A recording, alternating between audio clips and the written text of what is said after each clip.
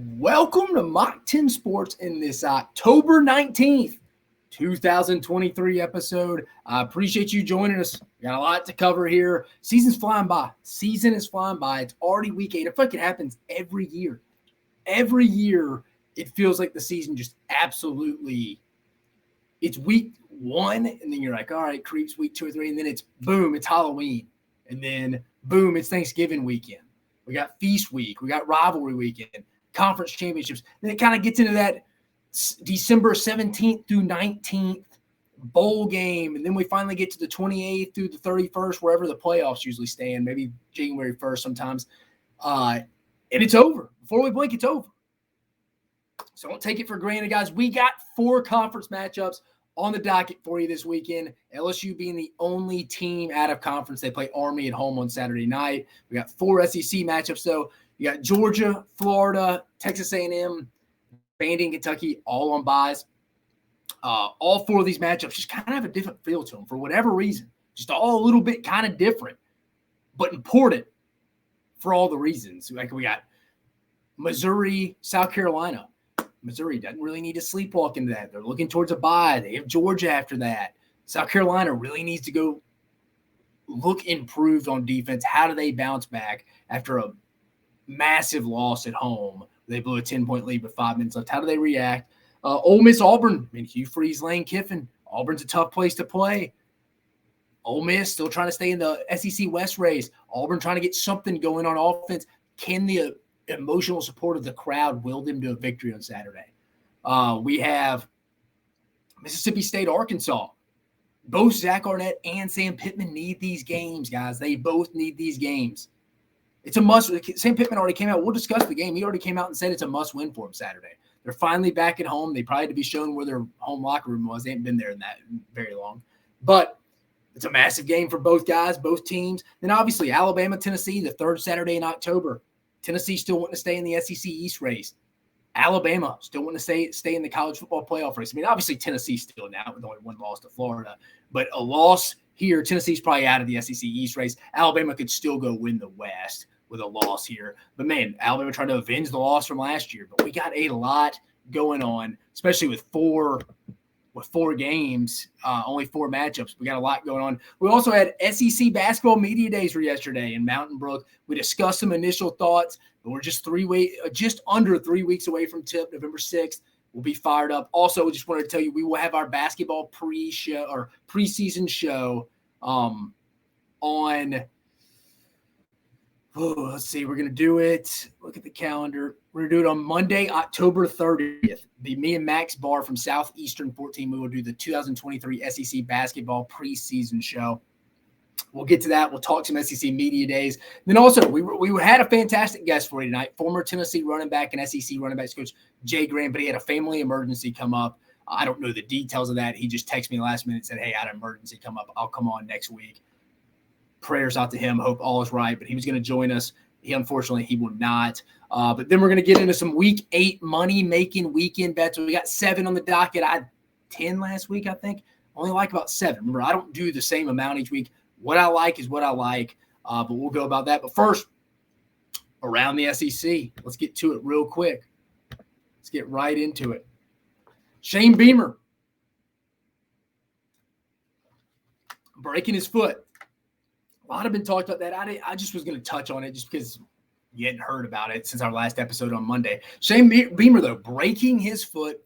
Yeah, I mean, as a leader of an organization as big as essentially the CEO of a big organization like the University of South Carolina is, the football program, I don't think you should be that emotional. But also, as someone who has competed in the arena before, anyone who's competed at a high level in an arena before, either go back to high school too, the great competitors are emotional to some extent. It matters to them. And I get it, but I think the bigger issue here is Shane Beamer and his team, in my opinion, blowing the 10-point lead with 5 minutes left at home. If they would have won the game, this is a non-issue. Granted, I don't think he's kicking his foot or kicking his foot on a Gatorade cooler and breaking his foot if they win the game. But I think this is I think people who don't like Shane Beamer are going to be like, he's too emotional. Look at him. You can't be a CEO and be that emotional. I'm with you. I completely understand that. I'm 100% with you. But I think that's just kind of his personality. Would you rather him be who he is or be like a fake tough guy, doesn't care? He just wears his emotions on his sleeves. It is what it is. I don't really think that's a big issue. I'll be interested to see how he is on the sideline. I mean, I was with Gus Malzahn when he broke his foot at UCF or his ankle or his tibia, whatever. It broke something, and they had to – SMU had to build like a fort on the sideline for him. I can tell you they were not happy, SMU, because if one of their players were going to run into it, I think their strength coach, who is now at TCU, Kaz, I think his name, was going to threaten to kick somebody's ass, I think. That would happen. So, but again, it'll be more of the logistical stuff. How does that go down for South Carolina now that is he in a boot? Is he on crutches? But from an emotional standpoint, yeah, probably don't kick the cooler. I mean, he came out and said, I wasn't just going around throwing stuff, kicking stuff. Well, I mean, you did it, but it is what it is. I think this is only a topic because it's the low-hanging fruit right now. They're struggling. Their coach is emotional. A lot of people, I think, you either like Shane Beamer or you don't. Like, I'm one of the few. I'm not really a fence rider, as most of my buddies know. But in this, I mean, I'm fine with Shane Beamer. It is what it is. Are they struggling? Absolutely. I mean, is Spencer Rattler and Xavier Legette really the only thing going for them? For sure. They got to get some things figured out. But it is what it is. Should he probably have acted like that? No, but he is an emotional guy, wears it on his sleeves. Continuing around the SEC, Malachi Moore, questionable this weekend for Alabama. Trez Marshall and C.J. Dupree. Trez Marshall being the inside linebacker, C.J. Dupree tight end, probable, according to Alabama. Auburn's DB's coach, Wesley McGriff, who I worked with at Auburn back in 2016, temporarily stepping away from Auburn right now. Is he probably going to work from a distance? I don't know the details of that. I'm just bringing it to you. But it sounds like it's a personal issue. Don't know further than that. But from a football standpoint around the league, that's where we're at. Let's get to 2023 SEC basketball media days. It's an interesting setup. I always think they could have – they didn't even show the whole media days on the SEC network. They put the Feinbaum show on. It's weird to me. Real interesting setup. From people who go and talking to him, it kind of sounds like it's kind of a half-ass deal. And no offense to anybody who runs it, if you're listening. I'm sure you do a fantastic job. But it's an awkward look. It's got chandeliers in this nice Mountain Brook area. And if you're not familiar with Mountain Brook, it's a very nice area in the Birmingham suburbs. It's interesting. SEC Media Days is there. I know Birmingham is where the SEC offices are. But just it's interesting. It's there. It's a real casual thing. Guys are walking around in their basketball jerseys, coaches and just pullovers and polos. It's what it is. But still, hey, any good basketball news? Basketball's here, just under 3 weeks out. But the SEC media did release its preseason basketball poll. Let's go to it. I'm going to show it to you here, tell you where I agree, disagree. I'm not going to tell you too much just because I'm going to come out with mine here in a couple weeks. But the SEC media leads off. They think Tennessee is going to win the league, coming in one. I mean, they do have a lot of guys back. Zakai Ziegler, Santiago Vescovi. They brought in the Dalton Connect kid, who's their scorer. Should be pretty good. Texas A&M. I mean, Buzz Williams and his team has everybody back. Preseason player of the year, Wade Taylor. He's back. Arkansas, they get Trevon Brazile back. Devo Davis coming in preseason third. Kentucky got some big transfers in. They got Trey Mitchell from West Virginia. Signed a couple big McDonald's All-Americans. Bradshaw, some of those 7-footers are hurt early in the season. Kentucky coming in at 4th. Alabama, the defending SEC champs, coming in at 5th. Nate said it. Every time Alabama's picked 5th, they end up winning the league. Maybe it's a thing. Auburn, one of their deeper teams I think they've had in the last 2 or 3 years, coming in at 6th. Mississippi State, Tolu Smith out for a while, probably conference play. Big Center will be interesting to see how they bounce back. But a team that just lost to Pitt barely in that play-in game last year. It was a fun game. Went into overtime. Mississippi State preseason 7th, though. Florida, a swing team to me, getting the eighth place vote according to the SEC media. How does Todd Golden and this team in his second year step up? They've brought some transfers in. Can't wait to dive in deep in them. They're a swing team. When I'm talking to people, I'm thinking of like them, Missouri, Ole Miss. They're kind of the swing teams in the league to me. The first 7 between Tennessee, Texas A&M, Arkansas, Kentucky, Alabama, Auburn, Mississippi State should all make the tournament. They're all NCAA tournament teams, in my opinion. I would be a little shocked if they didn't. I'd be a little shocked if they did not make the SEC tournament. Florida, like I said, coming in at 8th. They're a swing team. Missouri coming in as a swing team. They lost Kobe Brown, lost a couple other guys. It'll be a rebuilding year for Dennis Gates. He's a fantastic coach. They should be serviceable. Chris Beard, his first year at Ole Miss, coming in as 10th in the preseason poll. Jerry Stackhouse, the reigning SEC Coach of the Year in 22. or 23, 22, 23, coming in at number 11. Georgia coming in at number 12. And then LSU and South Carolina rounding us out at number 13th and 14th. Like I said, Wade Taylor, preseason player of the year. The preseason all-SEC first team, Grant Nelson from Alabama, the 6'11", kind of do everything from North Dakota State transfer. Can play the 1 through 5 spots, very versatile player. NATO said he should be a first-round draft pick.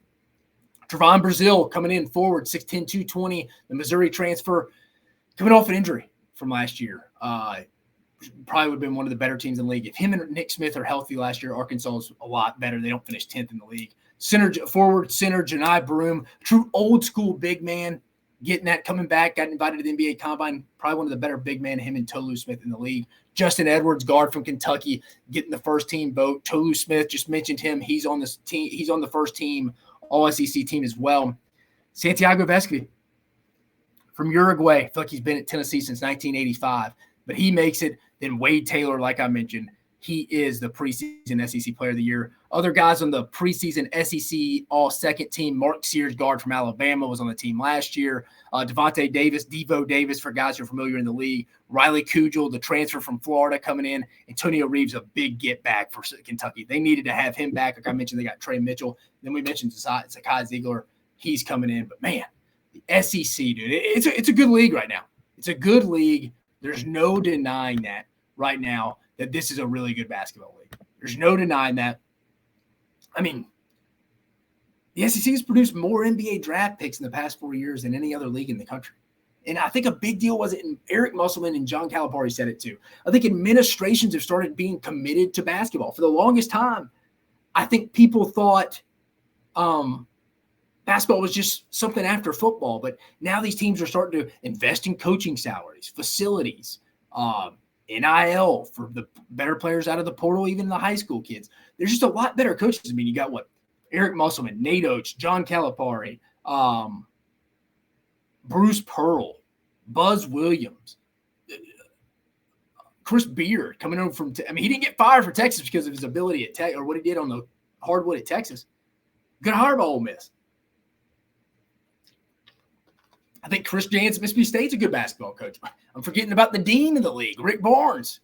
Fantastic coach. I mean, Cal's the dean, but Rick Barnes, he's a future college basketball Hall of Famer. A lot of really good coaches in this league. Jerry Stackhouse always does a good job.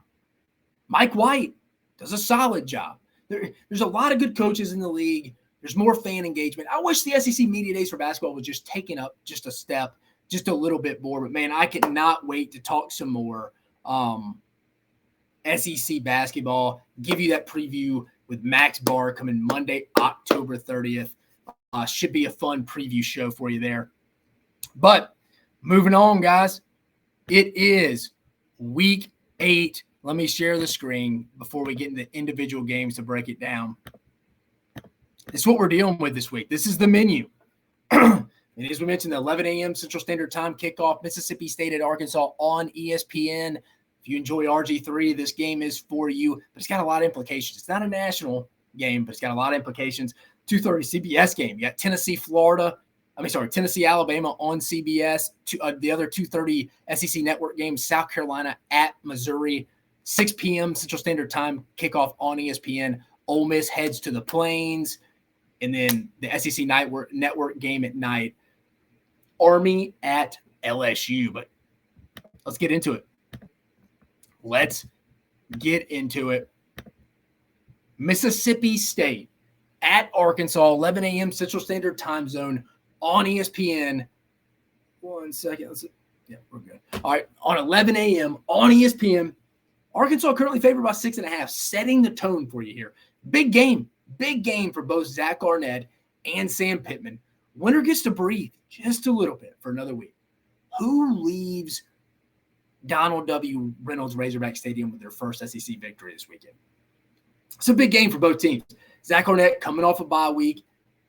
What have they fixed? Is they incorporated Mike Wright into that system, the game plan with supposedly Will Rogers being out. Sam Pittman, they've lost 4 straight. I know it's against good teams. What would other teams be? What would the other teams in the league be if they would have played at LSU, A&M in Arlington, at Ole Miss, at Alabama? What would be their record? A lot of them would be similar. But it's a scoreboard business, guys. One coach is going to feel pretty good about themselves after this, and one's going to feel pretty rough after this. But Mississippi State, like I mentioned, coming off the bye week, rolls in 3-3, 0-3 in conference. Last game they played, they got a home win against Western Michigan. Now, the big news, like I just mentioned, coming out of Starkville, does Will Rogers play this week?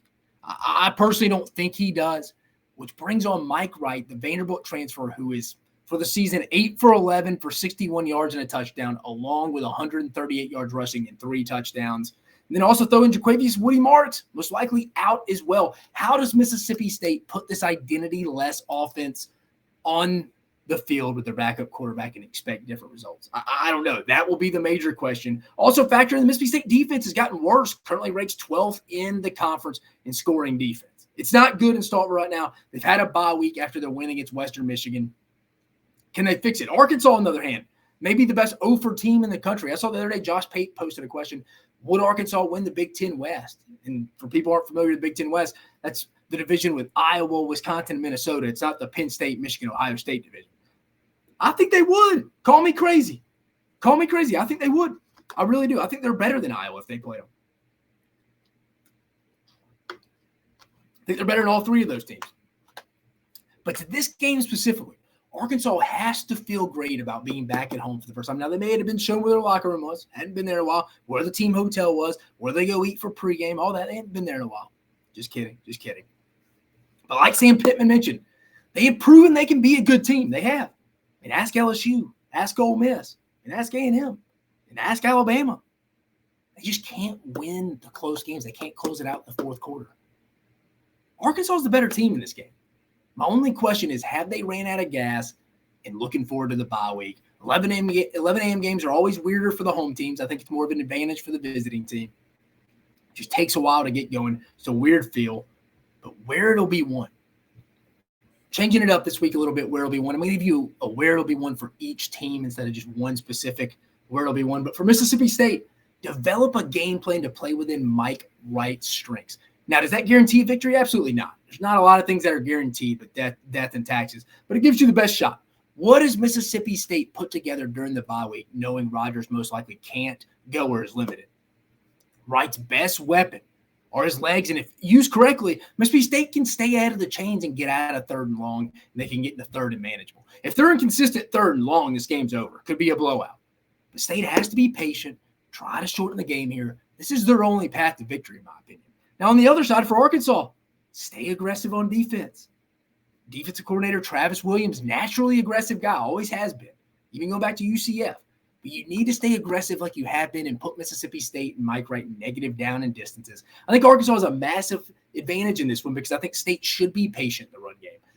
But I think Arkansas could match that very easily as well. So you may ask, why should State utilize the run game if it's not the best matchup?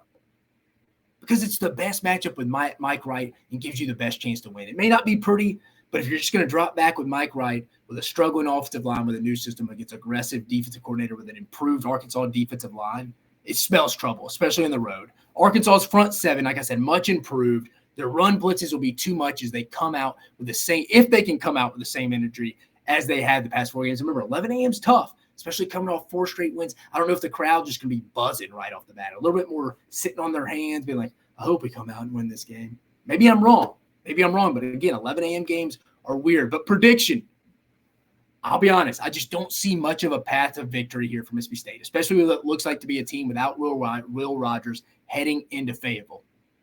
I see some people thinking if State could get off to a hot start, maybe I'm wrong, with Mike Wright behind center. I just don't see it.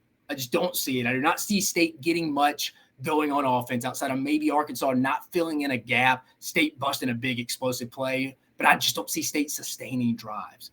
Then you throw in KJ Jefferson back at home, last chance against a Mississippi school. And despite Dan Enos' calling, which has been some very uninspiring offensive play calling, the Arkansas offense is plenty good enough to get scores against a Mississippi State defense that has gone backwards. A must-win for both teams and coaches, but give me the team that has their toughest schedule behind them in Arkansas, who could have easily won 2 out of 4 of those games and are back at home for the first time in a month. Sam Pittman openly stated they needed this one. I think they get it done. Give me Arkansas 27-13.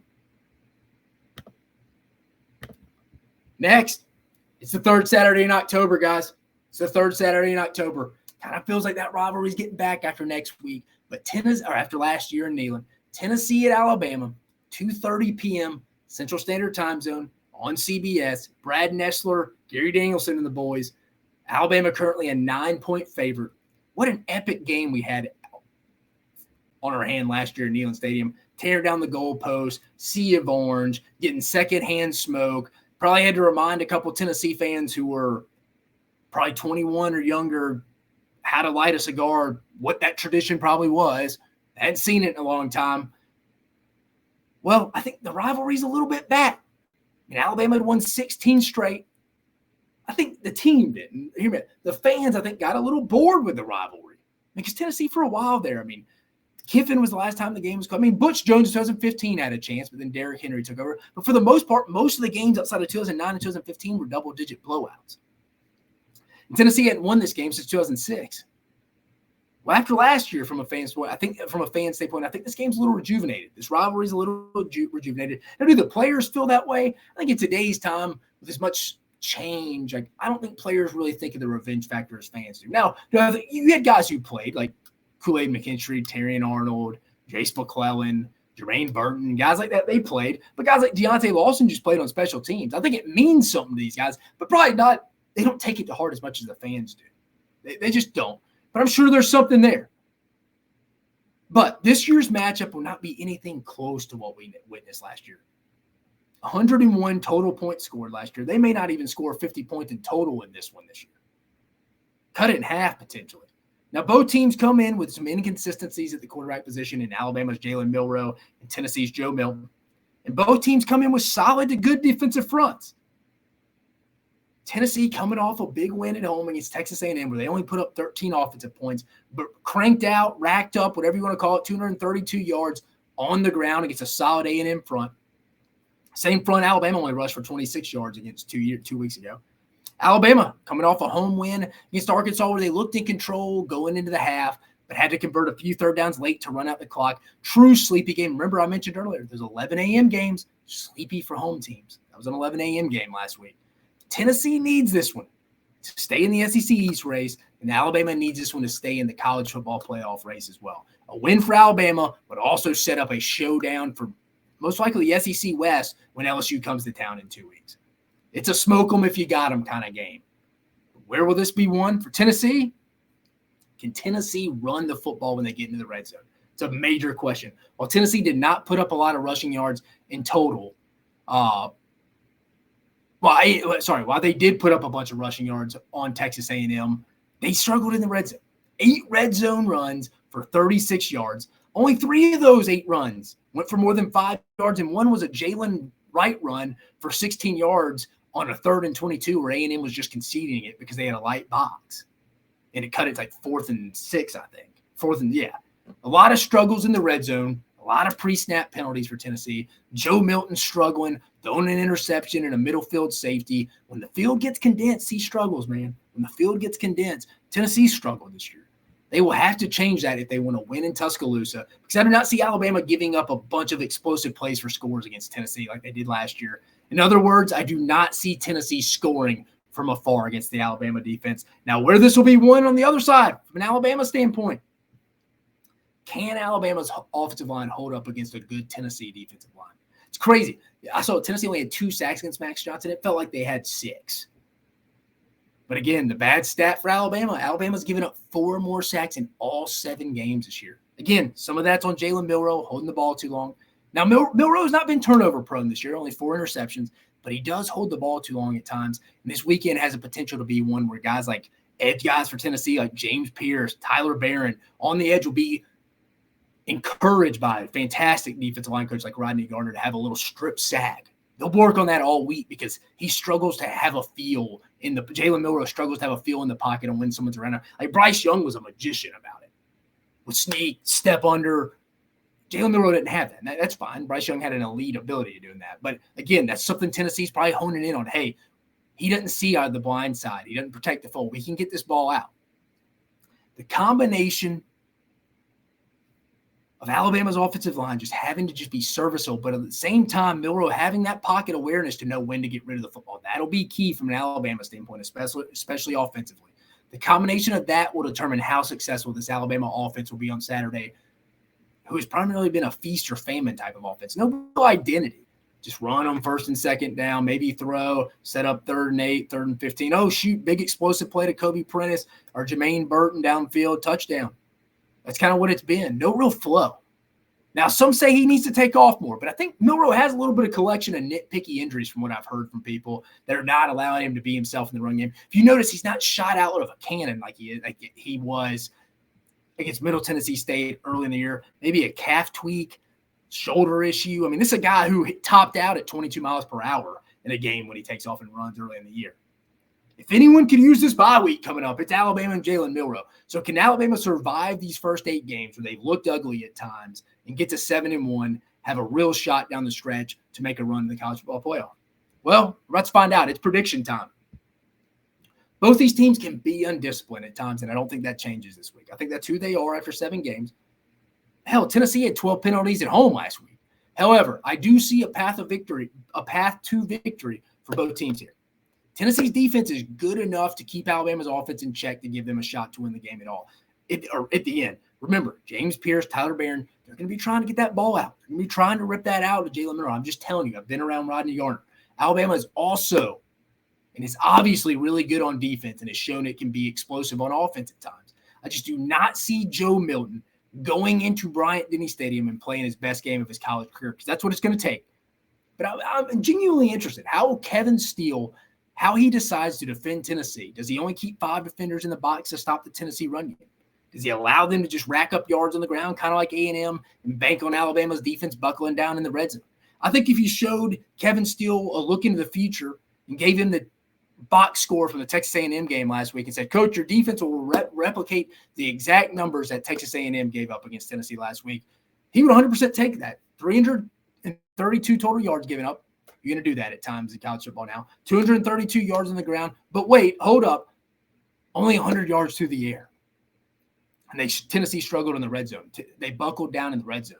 Teams this year, when they play Tennessee, will give up 200 yards on the ground between the 20s every week if it means holding Tennessee to 13 offensive points. I know they scored 20, but remember, one was a special team score.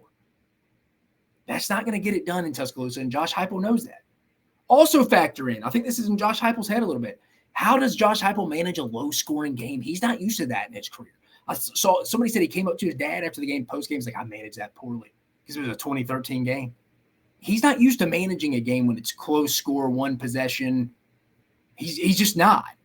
And now would he get better at it? Sure, as the year goes on, you win in different ways. But we've seen the Vols once on the road this year in Gainesville, and it wasn't pretty. Granted, center Cooper Mays was out that game. They looked dysfunctional. They've looked better since he's been back. But when it's all said and done, the Tennessee defense shows another solid performance, especially up front.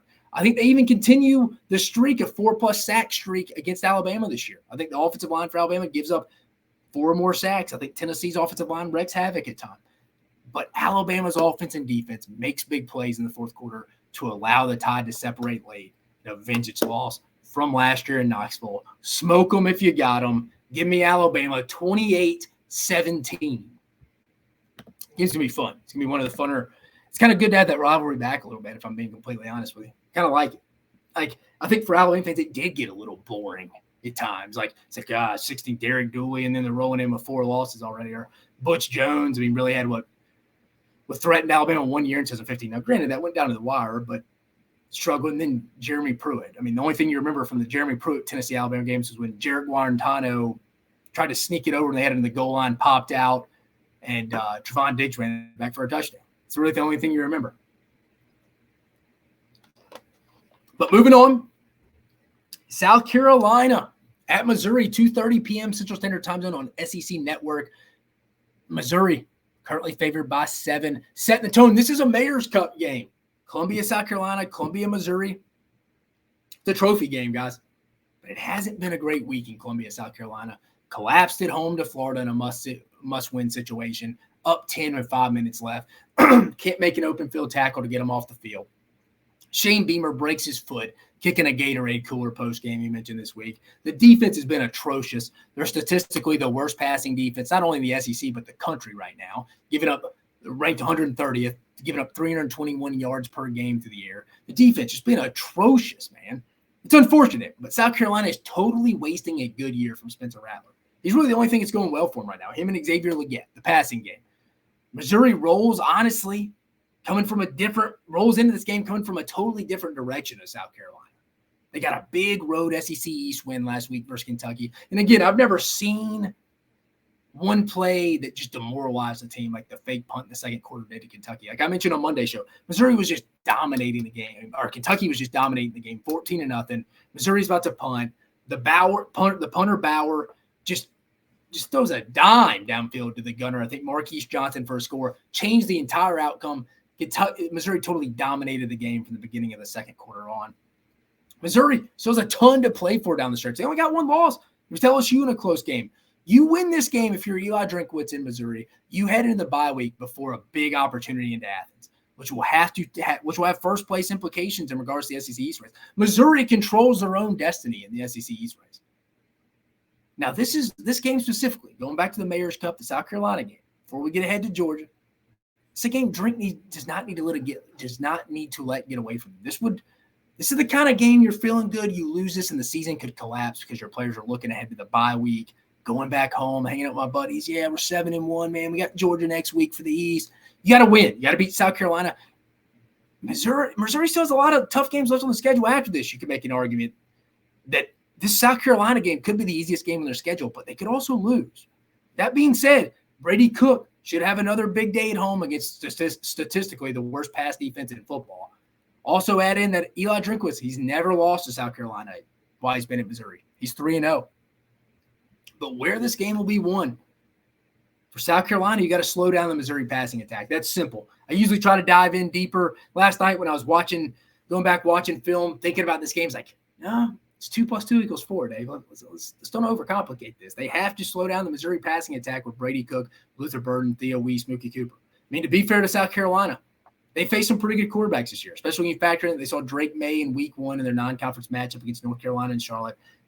But they also made Will Rogers and Graham Mertz look like Aaron Rodgers and Patrick Mahomes. This secondary is horrific, especially at the corner position. And you may ask, what do they have to do?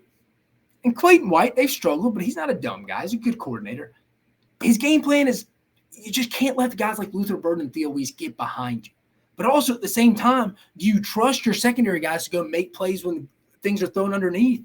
They're a bad tackling team, South Carolina. It cost them the 4th and 10 to win the game against Florida. Graham Mertz checks it. He's got nothing. Throws it in the flat. They miss a tackle. A guy runs for 8 more yards for a first down.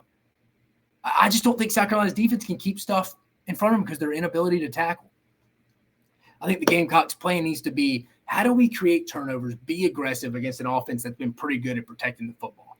If South Carolina can get 2 or more turnovers, I think they have a shot. Now, on the other side, where it'll be one for Missouri, I talked about it a little bit in previewing the game.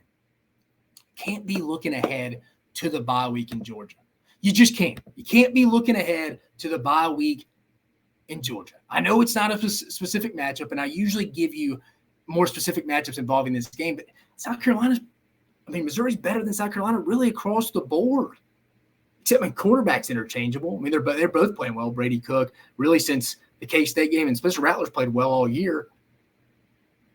But I mean, if you're Missouri, you got to put last week behind you. It's not unusual for a team like Missouri, who's played 8 straight weeks, to be looking ahead to the bye week and a potential SEC East showdown with Georgia in 2 weeks. Missouri's the better football team, like I mentioned.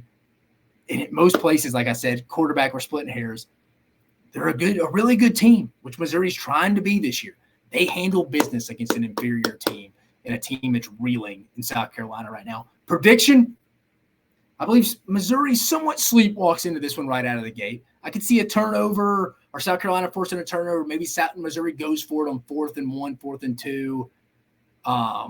Drink's been known to do that. South Carolina gets a stop. South Carolina, I think, comes in a little bit motivated as they can be. I think it's going to be a tight one for a while. Call me crazy. For whatever reason, Shane Beamer will always pull a rabbit out of his hat when him and his team's back against the wall. Also throw in, it'll only make it that much better with him walking around on crutches with a boot on. At the end of the day, though, South Carolina's secondary and defense is what it is. It's not a good defensive unit. They can't tackle. They can't cover. They're all over the place. That's not changing after 7 weeks. Missouri is still going to get theirs offensively. It just is what it is. I could see South Carolina getting a few stops, maybe a turnover or 2. They're going to at least have to get 2. But South Carolina isn't just going to lay down. And I think this will be a game going into the fourth quarter. But once again, the defense can't make a play when it counts, can't carry its own water for South Carolina. And I think Missouri makes it 5 in a row in total over the Gamecocks, 4 straight for Eli Drinkowitz. Give me Missouri 41-28. It's a big game. This is a big game. Missouri needs to lock in. If you're a good football team, you handle business at home against a team you're better than. But if you're South Carolina, everyone's kind of doubting you. I mean, would it not be total South Carolina and Shane Beamer? He rolls in on crutches and a boot, and they go come back after everybody put them 6 feet under this week, myself included. Spencer Rattler balls out. Defense gets 3 turnovers. Wouldn't shock you, but I also think their defense is what it is. It's not good. Missouri's an explosive offense. Brady Cook's been playing really good. And Missouri's just a better team across the board at home. I think they start off a little sluggish, but ultimately get the win at home and take home the Mayor's Cup, baby. Remember, it's a trophy game. People forget that. Then one of the underrated games in the country, not really from a record standpoint, but for a lot of different reasons. Ole Miss at Auburn, 6 p.m. Central Standard Time Zone on ESPN. Ole Miss currently a 6.5-point favorite rolling into Jordan-Hare. Setting the tone for you here. A very anticipated matchup. People, and I'm sure Lane Kiffin and Hugh Freeze as well, have both circled all year, myself included. I talked about it in the preseason. But it hadn't really been discussed much this week, which is good. Let's keep it about the game. But, man, I mean, I think both parties talking about this for a minute, going back to last year after the Arkansas game, Ole Miss just gets beat bad. Everyone thinks Lane Kiffin's going to Auburn. I think it worked out for both parties. I think Lane Kiffin's a better fit at Ole Miss than he is at Auburn. I mean, Lane Kiffin's Labrador Retriever is turned into the mascot of Ole Miss. At Auburn, that would never happen. At Auburn, that would never happen. I mean, Lane Kiffin's he's a celebrity in town. He's the face of Ole Miss football. His dog's the face of Ole Miss football. That's Lane. He needs to keep it loose, be out there, be kind of a social media celeb. At Auburn, that's not really going to cut it. They get bothered a little bit with it. There's nothing wrong with that.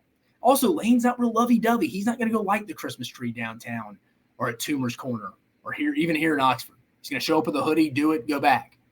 Hugh Freeze will light every Christmas tree up in town in the city of Auburn. He'll go light up his next-door neighbors. It's a perfect fit. So I think this is what it is. I just wanted to get that conversation out of the way before we started breaking down the game. But Ole Miss hadn't had, it feels like, back-to-back wins against Auburn since Dwight Eisenhower was in the White House. I mean, I think back-to-back wins since 1957 or something I looked up. But Auburn, talking about the 23 version of the Tigers, coming off a pretty disappointing loss in Baton Rouge last week. Not that they lost. I think people just wanted a little bit more creativity, wanted to see a little bit more creativity in the offense and just a little bit more effort overall in Baton Rouge. The loss, like I said, was expected. You just didn't see a lot of the offense. But Auburn, just a different team at Jordan-Hare. Lane Kiffin admitted that this week. But from an Ole Miss standpoint, you're coming off a bye week, winning against Arkansas 2 weeks ago. They're still in the SEC West race. They need to be winning every game and hoping Alabama loses twice. Maybe 3 times. Because I don't know if Ole Miss is going to go win in Athens because that game's coming up here in November. Just need to keep winning and cheering against Alabama is what Ole Miss needs to do right now. Winning this game, though, would set them up nice for another 2 weeks because they have a showdown. They play Vanderbilt at home next week, and they have the big showdown against Texas A&M the next week. And A&M's going to be coming in firing because Jimbo Fisher has to win that game, in my opinion. I think he's been told that. That's a conversation for another day. This is one preseason that I thought Auburn would get. The offense has been so porous that confidence is at E right now. It's at empty. I don't have a lot, but where this will be won for both teams. Ole Miss, similar to Missouri, you're the better team. Do not force this, Lane. Ole Miss is pretty much better at every position than Auburn, except maybe inside backer and somewhat in the secondary. Play the field position, Lane. They can't consistently put drives together. Don't go for it on 4th and 1, 4th and 2 in your own 30 early in the game.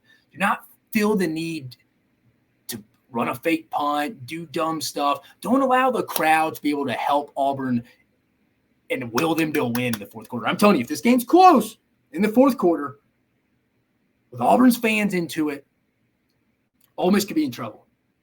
But Ole Miss is the better team, clear as day.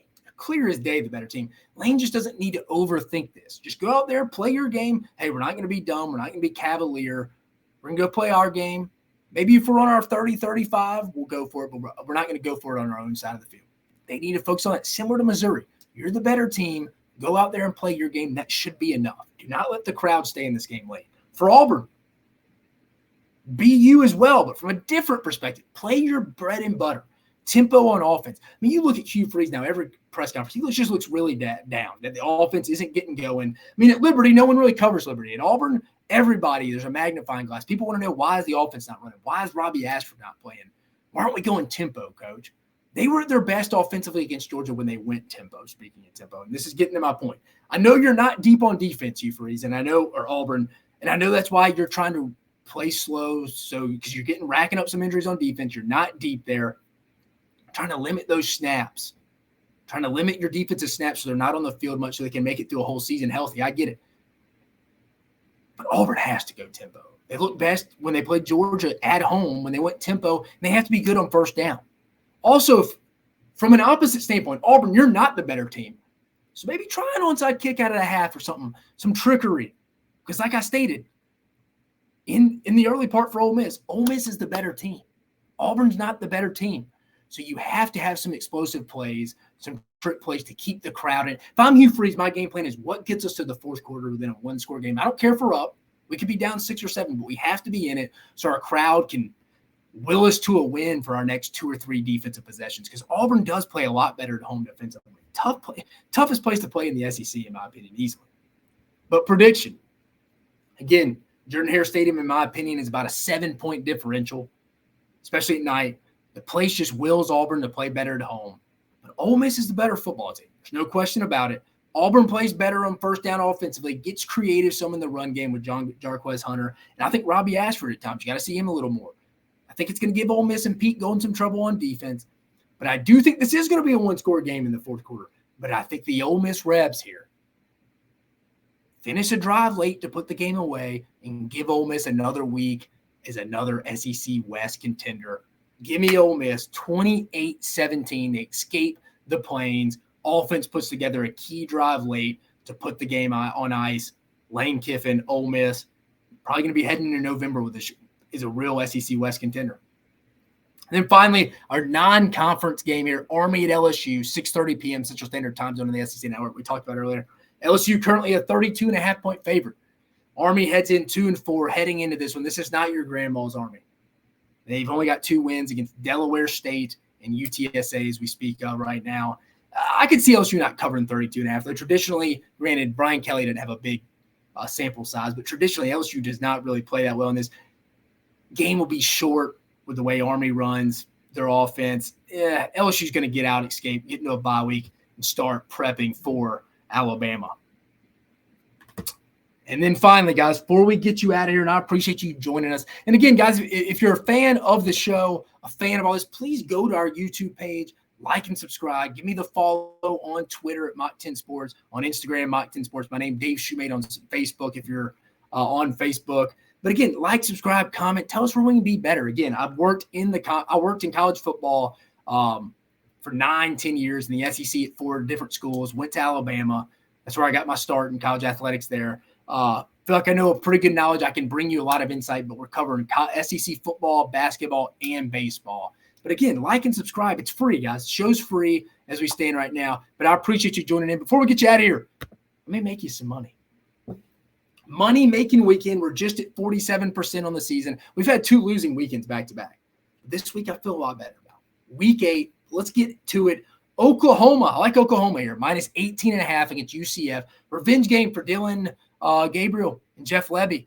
UCF's just not very good right now. I think John Rice Plumlee's supposed to play. It's in Norman. Oklahoma couldn't have had a better week to have a bye week last week after their big win against Texas. Dylan Gabriel doesn't have a great relationship with Gus Malzahn. I think him and Jeff Lebby want to embarrass UCF. 18.5 is not enough. Give me Oklahoma big. Sticking to the SEC. Arkansas, minus 6.5. We previewed it. I like the Hogs at home, especially with Mike Wright, the Vanderbilt transfer, most likely getting the start from Mississippi State at quarterback with Will Rogers out. Only thing that scares me is that 11 a.m. Remember, I talked about 11 a.m. is an advantage for the road team, in my opinion. The home team gets started a little late. It's weird. Weird deal from my experience. It's just a weird deal. But I like Arkansas to cover this, win by more than a touchdown. I just do not see Mississippi State doing much offensively. The State's defense just gotten worse this year. West Virginia, Give me a -3.5 at home against Oklahoma State. It's going to be some nasty weather. Kind of like the under here, but I already took the 3.5. If you're listening now, take the under. I like that one too, but I like the Mountaineers to get the 3.5, -3.5 win here at home against the Pokes. Going back to the SEC, give me the Ole Miss Auburn. Speaking of over-under, the under 55 in this one. Needs to be a low-scoring affair. Auburn's defense at home plays well. Auburn can't get much going. Ole Miss defense improves. Easy under 55. Michigan, as you can see, under a lot of turmoil right now. We're not a Big Ten show. We'll talk some, though. I mean, the investigation into them sending people out to go scout in person and stealing signals. Stealing signals isn't a big deal. It goes around everywhere. But sending people out on the road, I'm sure that happens more places than you probably think, but it's definitely against the rules. But they're -24.5 at Michigan State. That's not enough. I think Jim Harbaugh is going to try to go embarrass Michigan State while they're down. He's going to kick the horse while it's down. I mean, Michigan State, they got athletic department, university issues right now, especially after the whole Mel Tucker stuff. But I think Michigan puts a beat down on Michigan State. They're just better, and this is their chance to just rub it in. Give me the Wolverines -24.5. Staying in the Big Ten. We talked about the Big Ten West and if Arkansas could win it. I think they would. But here's a Big Ten West matchup for you. Give me the Iowa Hawkeyes -3.5 at home versus Minnesota and the Fighting PJ Flex. I like Iowa at home. I like them to cover the 3.5. Don't see Minnesota scoring a whole lot. Same with Iowa. But Iowa's defense is nasty. I think they cover the 3.5. I think they're going to win this game by like 17. And then finally, this one is a gut feel. No real research in. This is just a gut feel. Give me BYU +3.5 at home against Texas Tech. Give me BYU +3.5 against Texas Tech this week in Provo. I don't know why. I picked BYU last week. Getting points against TCU didn't happen. But I kind of like them this week at home. That's a weird trip for Texas Tech. Give me BYU. So recapping the money-making weekend, Week 8 picks for you heading into the weekend. Oklahoma -18.5 over UCF. I like this one. Arkansas -6.5 at home against Mississippi State. Arkansas coming back home for the first time in a month. West Virginia at home -3.5 versus Oklahoma State. Ole Miss Auburn under 55. Michigan -24.5 at Michigan State. This is a real shot for Harbaugh to put his throat on his rival, or put his foot on his rival's throat. Iowa -3.5 at home versus Minnesota, and then BYU +3.5 against Texas Tech at home. Let's go 7-0, guys. Let's go 7-0. But again, I appreciate you joining us on this episode of Mach 10 Sports. We were supposed to have Jay Graham on. Had an emergency come up. He couldn't make it. We'll get him on again. We previewed the 4 SEC matchups for Week 8 within the SEC. We talked LSU Army, that a conference game. We talked a little SEC basketball media days. We talked a little SEC basketball. It's never been in better shape. More NBA draft picks than any other conference in the past 4 years. Got some dynamic coaches, Nate Oates, John Calipari, Rick Barnes, Eric Musselman, Chris Beard, Chris Jans, you name it. We're going down the list. Great league right now. Can't wait for the season. We're just under 3.5 weeks. We'll have our preview show again on October 30th with Southeastern 14, Max Bard joining us. And like I said, I gave you my Week 8 making money gambling picks. But again, I appreciate you joining us on this episode of Mach 10 Sports. You have a fantastic weekend.